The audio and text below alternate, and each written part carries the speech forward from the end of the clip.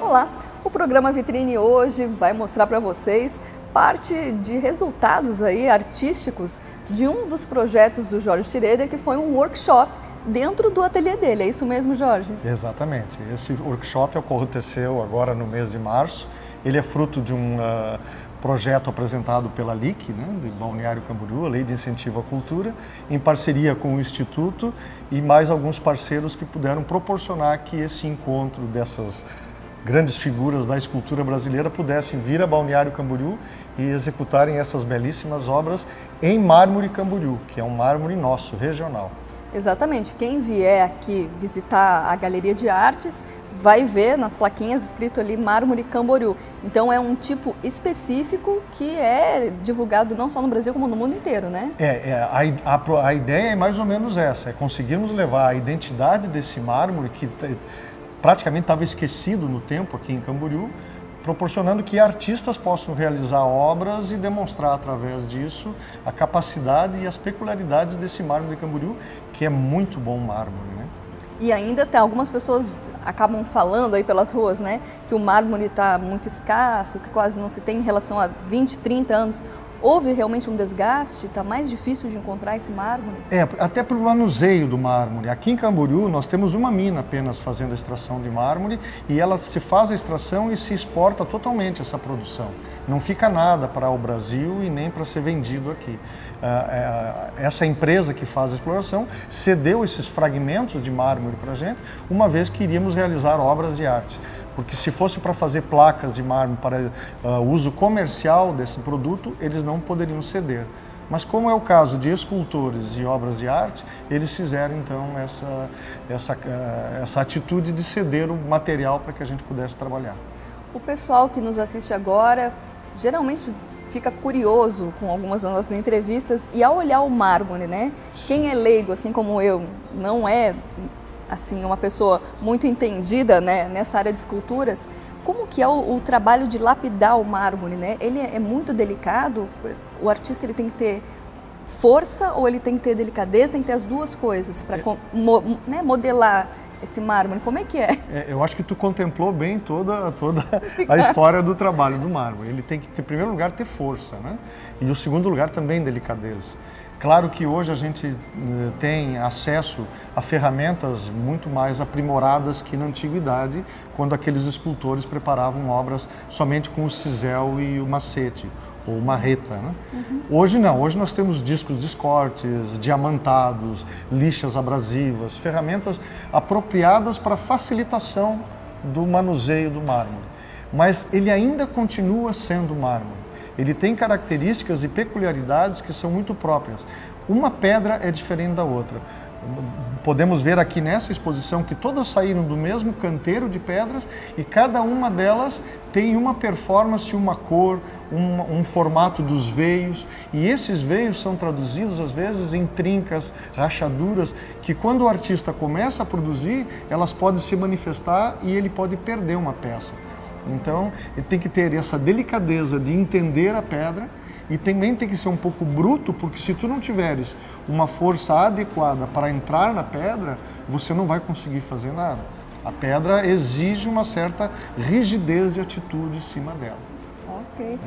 Quem te conhece, Jorge, sabe que você trabalha não só com mármore, mas também com aço. Tem uma gama de materiais, né? Sim. Daria para falar para o pessoal qual que é o material que mais te inspira ou são fases? Tem momentos que você gosta mais desse material, tem momentos daquele. Existe isso na tua trajetória? Eu acho que é bem isso mesmo. Não é que eu canse de fazer determinados trabalhos ou determinados materiais. A vida é uma experiência. Tu entra num determinado tipo de trabalho e tu tenta explorar ele até o seu limite. Então, eu como artista tenho várias etapas, não só de materiais, mas também como conceito de criação. Aqui dentro da galeria, hoje está havendo uma exposição de figuras femininas feitas durante 33 anos, que foram obras que eu realizei. Algumas delas ainda estão presentes aqui em madeira e acrílico, mas eu também tenho em bronze, também tenho em pedra. Femini, se não me engano. Femini, o nome. Femini, a exposição. Que foi uma homenagem ao Mês das Mulheres por um convite que partiu da Galeria Municipal de Artes, que eu trouxesse então uma exposição e que combinasse com a junção da exposição do workshop. Então essa tradução de materiais é normal dos artistas. Se tu pegares qualquer artista que tenha um conceito mais aprimorado, tu vai perceber que eles transitam por vários materiais e transitam por diferentes épocas e diferentes motivos de criação. Então no Picasso tu vê a fase azul, a fase rosa, tu vê as cerâmicas, tu vê os bronzes. Quer dizer, você consegue perceber na história dos artistas que esse descontentamento com o trivial é uma coisa assim, você tem que estar à procura de algo. O artista tem uma necessidade de estar pesquisando, procurando, realizando. E eu não consigo fugir dessa realidade. Poderíamos até descrever como ciclos? Pode ser. Ciclos criativos, pode né? ser. Um momento... Também tem essa tradução do cotidiano, né? Por alguns artistas, como foi o caso do Kiko Serve, através da obra que ele está expondo aqui, ele botou a titularidade da obra dele de Arroxo 2015, porque ele colocou ali a ideia do arroxo, o que nós estamos vivenciando na economia, política e tal. Depois nós temos o Hugo Pagani fazendo o Hugo Pagani, que é um chileno naturalizado, quer dizer, é chileno e mora no Brasil, e fez Cruzeiro de Mourão. Ele trouxe todo um gabarito demonstrando os astros do Cruzeiro do Sul. Então, essa noção de criação misturado com o seu histórico artístico, às vezes está dentro do cotidiano que o artista está vivenciando. Mas, de qualquer maneira, essas pedras, quando foram disponibilizadas para esses escultores, eles não sabiam o que iam fazer, porque eram fragmentos de pedras sem tamanho determinado. Foi feita uma espécie de sorteio entre eles e eles, então, a partir dali, em 3 dias, realizaram essas obras. Então, aí tu vê o grau de criatividade e competência desses 9 escultores que chegaram aqui e desbravaram a pedra sem nunca ter trabalhado com ela e realizaram essas belíssimas obras. E o mais incrível é que esse trabalho todo, quando sair daqui da Galeria Municipal de Artes, vai para onde, Jorge? A pretensão maior é levá-lo à Câmara de Vereadores de Balneário Camboriú. Até porque é a Casa do Povo, aqui também é uma casa fenomenal, um espaço privilegiadíssimo que nós temos da cultura de Balneário Camboriú e região, mas também a Casa do Povo deve ser contemplada com isso. E depois da Câmara de Vereadores, então vai se deslocar para Florianópolis, para a Assembleia Legislativa, que também é uma outra Casa do Povo com um vulto maior, né? Então essa é a ideia, é levar a arte de encontro às pessoas, que as pessoas possam vivenciar, tocar, apreciar, quem sabe até mesmo não gostar, isso faz parte do espectador, porque o artista é responsável, quando realiza a obra, por 50% dela, os outros 50% ficam por conta do espectador. E essa é uma grande realidade. É preciso criar essa sensibilidade desde cedo nas pessoas para que elas possam saber contemplar a arte. Mas vamos dar um tempinho, o programa Vitrine vai para um breve intervalo e voltamos já já, não saia daí.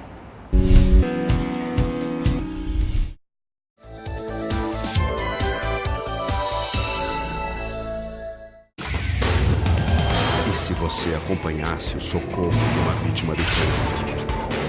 O Jamerson passou por isso. Nossa! Vamos! O que aconteceu? É um veículo de lá que vinha ultrapassando, houve uma colisão lateral. Olha isso! A única coisa que eu pensei é que ele saísse bem.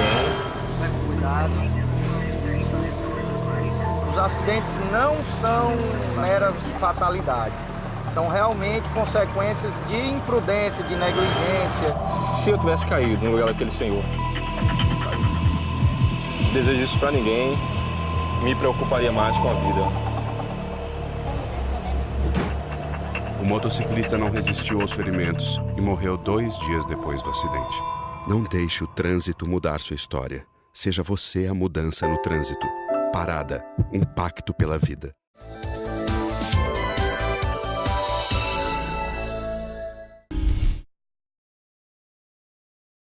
Voltamos com o segundo bloco do programa Vitrine, que hoje tem a honra de receber o artista Jorge Schroeder. E esse nome dá o que falar, né, Jorge? Dá. A pronúncia dele. Teve um caso pitoresco que aconteceu na Europa que eu gostaria que você partilhasse com o nosso Não foi bem na telespectador. Europa, foi Não na Europa? Tailândia, foi na Tailândia. Na Tailândia? Nós estávamos na apresentação oficial dos escultores, então eram 9 escultores, e eles lá, a pronúncia do inglês também é um pouco diferente deles, e eles estavam chamando escultor por escultor, e em determinado momento começavam a chamar Mr. Schroeder, e eu não sabia que se tratava... Schroeder. Schroeder para mim, Mr. Eu ficava olhando para os lados e não sabia quem era. Aí quando pronunciaram Mr. Schroeder do Brasil, aí sou eu. Aí fui em direção porque estava sendo eu chamado. Então o Schroeder a pronúncia é um pouco complicada, mas tem... Porque se escreve com O, tem gente que lê Schroeder. Exatamente. Mas a pronúncia é E porque ele é de origem... Germânica tedesca. Germânica. Ok, então fica explicado para quem tem dúvida. Exatamente. Já ajuda, né, na pronúncia e nome, a gente sempre tem que perguntar, porque Mas realmente... pode ter certeza que vão continuar errando. Schroeder. Mas senhor Schroeder é difícil de difícil, de até para mim entender. Até pro próprio. Mas são essas coisas que marcam a trajetória do artista, né? São momentos para serem lembrados e até com graça. Com graça, chega a ser cômico, né? Ótimo. Ótimo. E por falar em coisa boa, dentro do teu instituto, né, há cerca de um ano foi criado o instituto. Exatamente. Oficializado, já existia, mas foi oficializado o Instituto Jorge Schroeder, e ele abre as portas periodicamente para receber grupos de crianças, né? As escolas agendam com o instituto e levam as crianças. Lá. Então vai criança, para mim pessoas, né, pequenininhas, mas vão crianças de todas as idades, todas as faixas etárias. Normalmente certamente acompanhadas pelos seus monitores ou professores, e eles vão lá e eles exercitam junto comigo. Eu dou uma pequena aula de escultura, onde eles fazem pequenos trabalhos de cerâmica, e eles têm muita curiosidade de manusear as ferramentas, os materiais. Eu explico tudo como funciona, e eles saem de lá absolutamente encantados com o que estão vendo, porque é uma realidade que eles talvez não conheçam e que também não estão tendo oportunidade. Alguns deles chegam lá e quando olham um painel de ferramentas, eles ficam associando aquilo a coisas do imaginário que eles não têm noção, porque hoje essa parte da tecnologia, a tecnologia televisiva, não proporciona para eles esse contato, inclusive com ferramentas como um simples martelo. Então, o fato de pegar um martelo na mão e bater numa madeira, eles se sentem encantados, porque eles não estão tendo essa oportunidade. E lá no instituto, lá no ateliê, eu estou abrindo essa lacuna, dando do meu tempo para que eles também possam gostar disso e, quem sabe, um dia dar continuidade a esse trabalho, né? Porque o que percebo é de que os escultores estão ficando velhos, até pela dificuldade de se trabalhar com escultura. Como são materiais pesados, ferramentas caras, toda a logística é muito complicada, pouca gente está se lançando no mundo da escultura.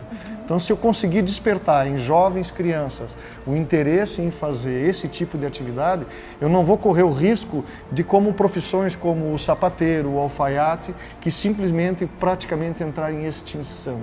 Então, o escultor também está com os seus dias não contados, mas com os seus dias comprometidos pela facilidade tecnológica que estão embutindo nas nossas crianças. E se eu puder dar a impressão para eles que é tão bom fazer uma obra tridimensional, é tão bom trabalhar com os materiais, é tão bom mexer com as mãos, que passa a encantá-los, quem sabe aí eu largo uma semente na cabecinha de alguém que dê continuidade a essa profissão. E as nossas crianças, sobretudo, né, precisam desse contato com a natureza, né? O teu ateliê é cercado de verde, eles absolutamente maravilhoso. Em matéria da terra, né? E eles mineral, comem frutas, eles têm acesso a animais, aí tem os pássaros que eles ficam interagindo com eles, ficam questionando sobre isso. O local é um local privilegiado que tem uma vista panorâmica de toda Balneário Camboriú, então isso aí eles ficam se localizando no espaço.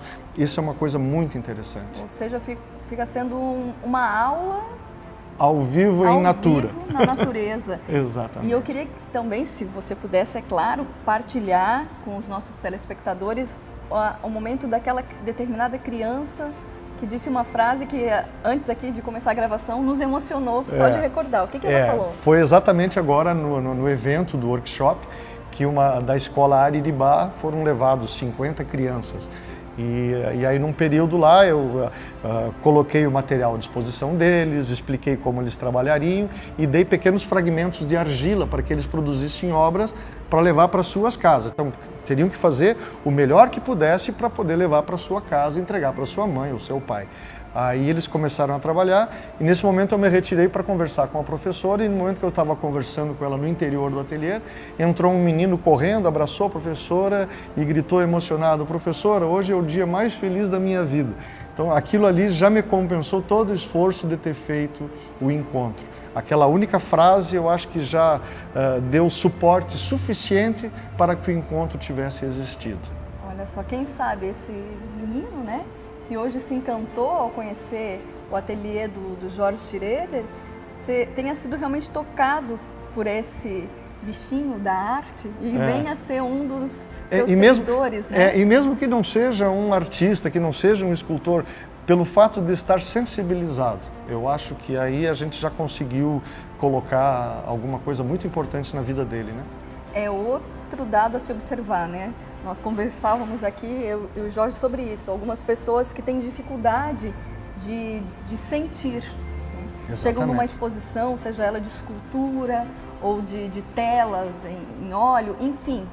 A pessoa chega e não consegue contemplar a arte. O que será que faltou nessa pessoa, Jorge? A gente não sabe, né? A gente não sabe. Eu sempre tive muito acesso à arte, sempre fui uma pessoa que procurou saber sobre arte e entender a arte, então sou um admirador. Eu não consigo imaginar uma pessoa que não consiga ter sensibilidade para a arte. Para mim, ele está com um grave problema. Às vezes foi por falta bem disso, de um acesso na tenridade, né, de ter contato e de compreender que além do produto final, que seria a tela ou a escultura propriamente dita, há todo um processo criativo, um processo artístico, toda uma história, né? Exatamente. Não é simplesmente um objeto, não. E isso eles tiveram a oportunidade de ver lá, porque eles viram esses escultores trabalhando em loco, pessoas que normalmente não saem de dentro dos seus ateliês, até pelo grande grau de importância que eles possuem, são escultores consagrados que estiveram aqui no mundo inteiro, então alguns deles com uma trajetória invejável, que conseguimos encontrá-los em enciclopédias, e que vieram aqui e se dispuseram a trabalhar na frente dessas crianças, e eles puderam observar o processo desde o seu início, da escolha da pedra até a finalização, que são as obras. Então, essa oportunidade que foi dada ao público de Balneário Camboriú, a essas crianças, ela, no meu entendimento, ela deveria se dar continuidade a isso, para que cada vez mais aglutinasse esse tipo de pensamento em prol da arte e, obviamente, em prol da humanidade. Com certeza. O Jorge é um artista muito simpático e humilde, porque ele fala deles, né, dos artistas famosos do mundo, mas aqui, eu fiquei o programa todo com esse flyer aqui na mão, só para lembrar de dizer que as obras do Jorge, elas percorrem também o mundo, né? Aqui tem exemplo de obra na Dinamarca, na Tailândia, como ele falou, na Argentina, enfim, você também já é um artista brasileiro, orgulhosamente brasileiro, consagrado no mundo, né, Jorge? Eu sempre fui um artista universal, só que antes não saía daqui, né? Sempre gostei do mundo todo e agora eu estou tendo essa oportunidade de poder levar a nossa bandeira do Brasil e o trabalho para demonstrar que aqui temos condições e temos pessoas capazes de representar o país, inclusive na cultura, não só no esporte, que já é uma evidência que a gente tem, mas culturalmente temos grandes pessoas na literatura, na pintura, e eu também estou tentando colocar isso de forma que espalhe essa ideia para que outros escultores também levem isso para o mundo inteiro, demonstrando que somos capazes. Com certeza. Parabéns pela tua trajetória. Vou pedir para deixar um telefone de contato para as escolas que se interessaram em levar os alunos no teu ateliê, outros artistas que queiram Sim, o ateliê sempre foi aberto, como você falasse antes, o Instituto passou a ser, digamos assim, legalizado há mais ou menos um ano, mas ele sempre existiu já há bastante tempo, desde que eu estou em Balneário. Eu fazem 18 anos, quando fiz o ateliê em torno de 15 anos. De 10 anos para cá eu já tenho recebido artistas e pessoas que querem lá aprender e a produzir, até porque não tem espaço onde moram, vão para o ateliê para produzir. Então, mas hoje eu já estou abrindo essa lacuna para crianças e escolas que queiram ir lá aprender. Então entre em contato, o telefone é 8819-8415, diretamente comigo, faz o agendamento da visita, até um número de 50 crianças é possível se levar, as escolas podem se programar e a gente faz um trabalho com eles. Muito obrigada, Jorge. E agora o próximo passo é esperar mesmo que essas obras cheguem até a Câmara de Vereadores de Balneário Camboriú, onde há um espaço dedicado à arte. Obrigada mesmo pela tua disponibilidade e por ser esse talento tão acessível e simpático. Muito obrigado, eu que agradeço a todos. E nós, é claro, agradecemos a nossa equipe da TV Câmara e a você, telespectador, que esteve outra vez conosco aqui no programa Vitrine, que sempre traz uma novidade artística para você. Até mais!